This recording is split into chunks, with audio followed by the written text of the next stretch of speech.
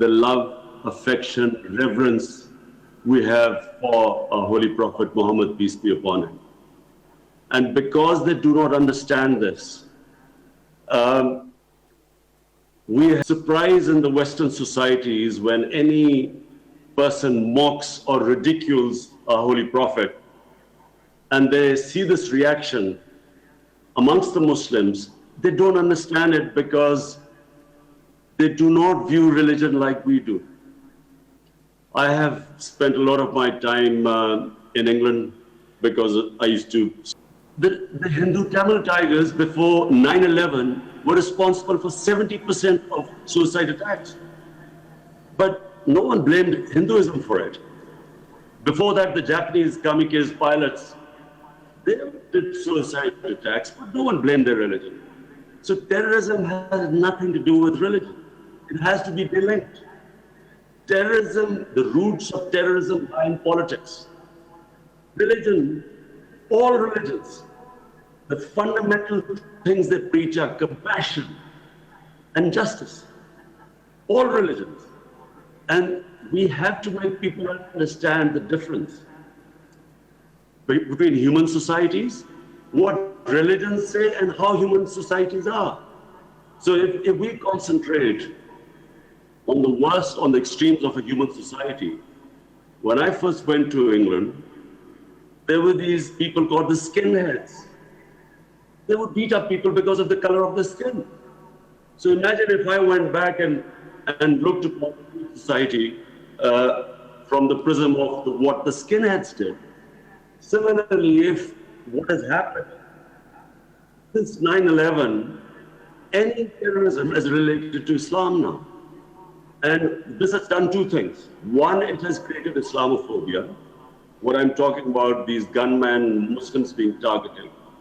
But secondly, it has delegitimized Muslim freedom struggles. So for instance, in Kashmir, after 9/11, the Indian government could suppress the people by using the word Islamic terrorism.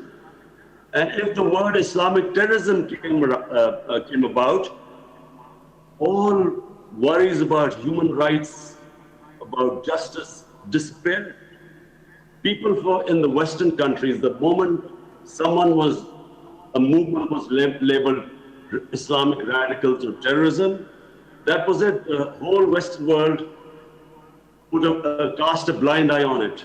They wouldn't talk about it. And so Muslims were crushed by governments using the word Islamic terrorism. My third thing, and this is probably the most serious thing which is confronting Muslims right now, and I'm talking about almost 200 million Muslims of India.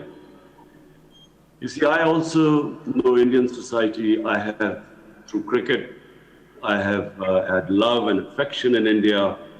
I know India, which is confronting Muslims right now, and I'm talking about almost 200 million Muslims of India. You see, I also know Indian society. I have, through cricket, I have had love and affection in India. I know India, a lot of friendships in India. So what has happened in India right now needs to be told to the Western world. I'm trying my best, but from ISNA's platform, you have to make a concerted effort to make people understand this phenomena which has taken over India. You have to make the Western societies understand RSS. RSS was created in 1925. RSS was by Hitler, by Mussolini. It was a fascist ideology which believed in Hindu supremacy. It believed in Hindu supremacy and at the same time was filled with hatred of Muslims. They blamed the centuries of Muslim rule in India for why the Hindu civilization couldn't reach its peak. It believed, as I said, in the racial supremacy of the Hindu civilization. It believed in ethnic cleansing of Muslims from India. It believed that India was only for Hindus. And this, if you read what the founding fathers of the RSS movement said, like Golwalkar, in this day and age, it is extremely easy for all of you to Google it.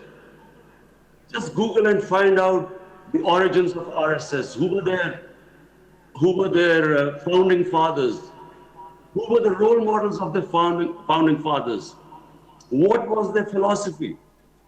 And this hateful philosophy was the reason why Gandhi was assassinated after independence. They believed he was too soft on Muslims. Why Pakistan was created? The founder of Pakistan, Quaid-e-Azam Muhammad Ali Jinnah,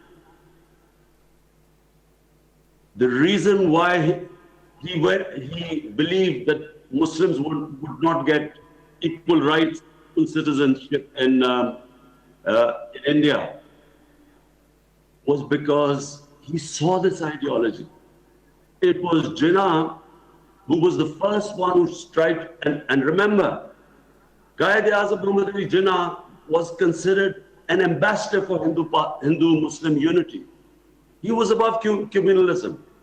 But when he saw that what this ideology was heading towards, he was the one who warned Muslims that the Hindus were wanting independence only for Hindus. The India they pictured was only for Hindus, and Muslims would be a second-class citizen. And I'm afraid that is what has happened in India.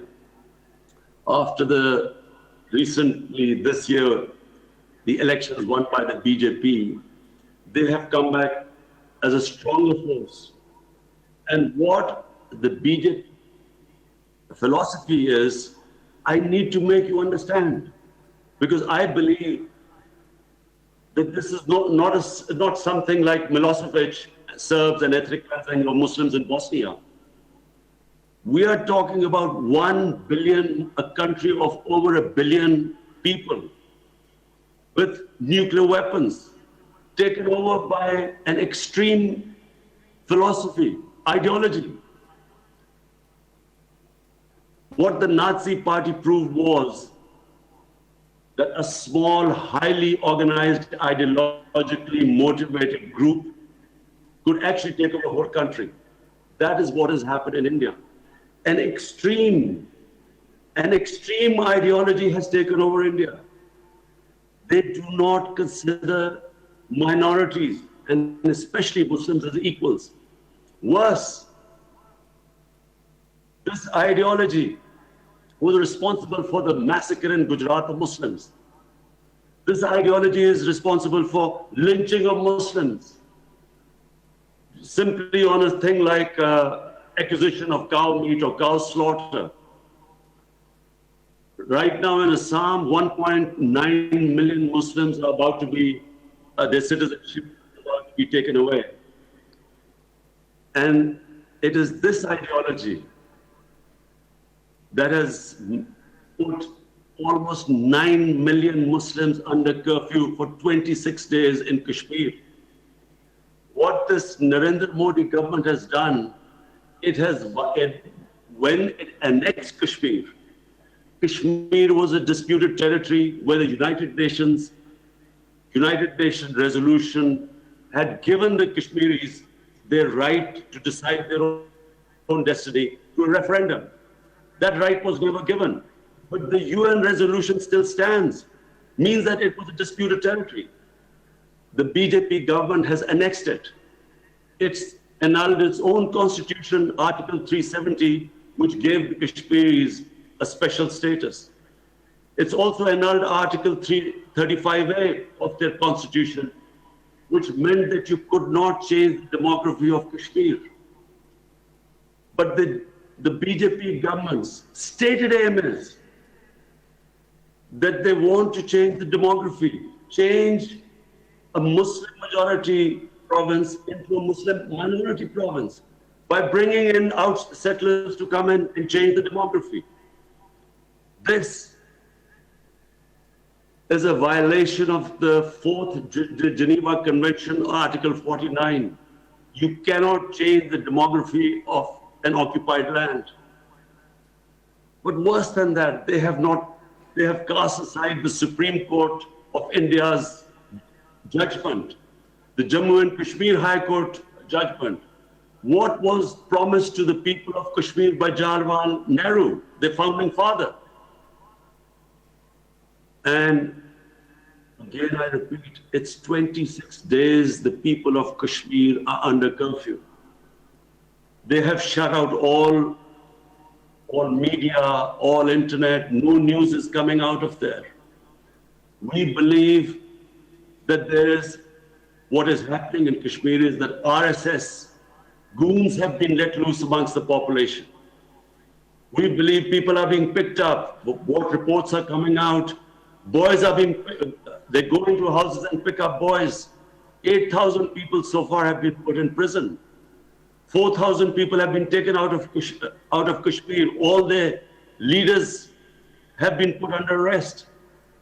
Even the opposition leaders were not allowed to go inside Kashmir to see what is happening there. And that is what I want ISNA to do. Raise awareness. In the 21st century, this is happening. And this is happening, an ideology which openly states that they want to change the demography of the people of Kashmir, which openly states that the Muslims do not have the same rights in India as the Hindus. They have completely cast aside the secularism of Nehru and Gandhi. And I'm afraid this ideology is not going to stop here. I think they have let out of a genie out of a bottle. It's not going to go back in. This genie of hate, of Hindu supremacy. It's not just the Muslims who are going to be a threat. And I am, again, almost 200 million Muslims in India. What is going to happen to their future? It's also going to go after Christians. Already there have been attacks on the Christian churches. Christians have been tried to reconvert it into Hinduism. Dalits are not going to be spared. Soon Sikhs, the Sikh community, even they will suffer after a while. Even the Indians who do not agree with this ideology. The whole, as I repeat, the secular India concept, the plural India concept, everything is at threat. In Pakistan, we fear in Pakistan that we are not dealing with a rational government in India. As I repeat, an extreme ideology has taken over India. We believe, like it happened in February, when Indian soldiers were killed because a young 20-year-old boy got radicalized by the security forces. And remember, there are 900,000 security forces right now in Kashmir. 900,000. The human rights violations have been mentioned by the United Nations for the first time. So when a boy blew himself up, India blamed Pakistan. We immediately asked them, we said, if you give us any proofs that Pakistan was involved, we will take action. They sent us a dossier. But before the dossier arrived, they had sent their jets into Pakistan to bomb us. We feel that India will do this again to divert attention from what we fear will be bloodshed in Kashmir in order to oppress the people, subdue the people, kill their hunger for freedom, ethnically cleanse them, or change the demography. We believe that the sort of oppression they will do in Kashmir and already are doing, they will need to divert the world attention to Pakistan.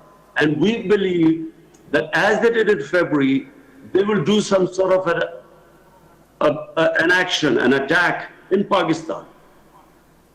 But now we're talking about two nuclear-armed countries face to face. So the consequences, this is no longer something like Rwanda or like Bosnia. We are talking, again, I repeat, 1 billion people, a country of 1 billion people with nuclear arms, with a mad ideology facing Pakistan. What will happen once this, if a similar sort of attack happens, Pakistan will retaliate? We, again, I repeat, and 2 nuclear armed countries face to face. That is why it is important for ISNA to play its role. I have asked the OICU to play its role. I'm going to raise this in the United Nations General Assembly. But you, as the largest Muslim body in North America, has a very important responsibility. You must make people aware of what is going on in India.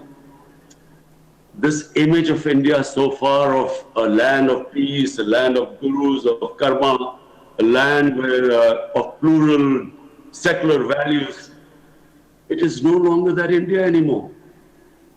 The previous Home Minister of India, which was a Congress Home Minister, his public statement that in the RSS camps, terrorists are being trained. There are 4 million members of RSS. They are very similar to the Hitler brown shirts who went around terrorizing people. Judges, media, opposition, minorities. This is what is happening in India right now. Any opposition to this RSS ideology is squashed. So therefore, in conclusion, after repeating what I feel is your role, I would also like you to tell the world, what is the difference? I keep telling the world, what is the difference? In Medina, Riyasat, what was the sunnat of their holy prophet? How did the prophet treat the minorities? There was the constitution of Medina. There was the written covenant with St. Pancras Church, which I believe still exists, where the prophet said that we will protect your places of worship till the day of judgment. The Holy Quran saying there's no coercion in religion. You can't force people into religion. We have a responsibility in the Quran to respect sacred entities of other religions. The famous incident of Hazrat Ali as Khalifa, as the head of state of Medina, he loses a case against a Jewish citizen. The court did not accept the testimony of apparently the son of Hazrat Ali. Even now you cannot picture this in the Western society where a minority wins a case against the head of state. But that shows that the status of minorities was equal. They were equal citizens, equal rights. And what is happening in India is the opposite. There was a case of Imran Khan, this Muslim, apparently they accused him that he was transporting cattle. He was murdered, lynched in the middle of the city, in front of everyone. The court just let off all the 6 people who were responsible, who everyone saw killing this man. This is what is happening in India right now. Even the courts are scared to give judgment against this RSS ideology. Hence, I conclude, the responsibility of ISNA is great. You should raise this awareness. You should raise your voices. You should approach your members of Congress, senators, make them understand what's happening. Meanwhile, I'm trying my best, as I repeat, I've spoken to the head of states of Muslim countries. I made them understand that what we are dealing, I repeat, is an ideology. You can't reason with this. In India, and I repeat, India is at threat. All the people, intellectuals who oppose this, and I know India, who are intelligent, educated, who believed in the Gandhi and Nehru secular values, do not agree with it. But there's an atmosphere of fear in India, especially after BJP won its second election. I again thank you very much for giving me this platform.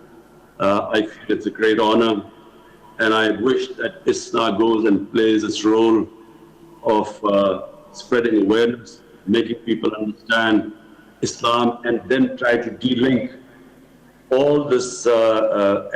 I'm sad to say that majority of the people do not understand Islam in the West, but there's a tiny minority which deliberately tries to portray Islam in this light, linking it with terrorism. And I do hope that you will, and I believe you will be able to eventually make people understand what is Islam and all the propaganda against it. Thank you very much.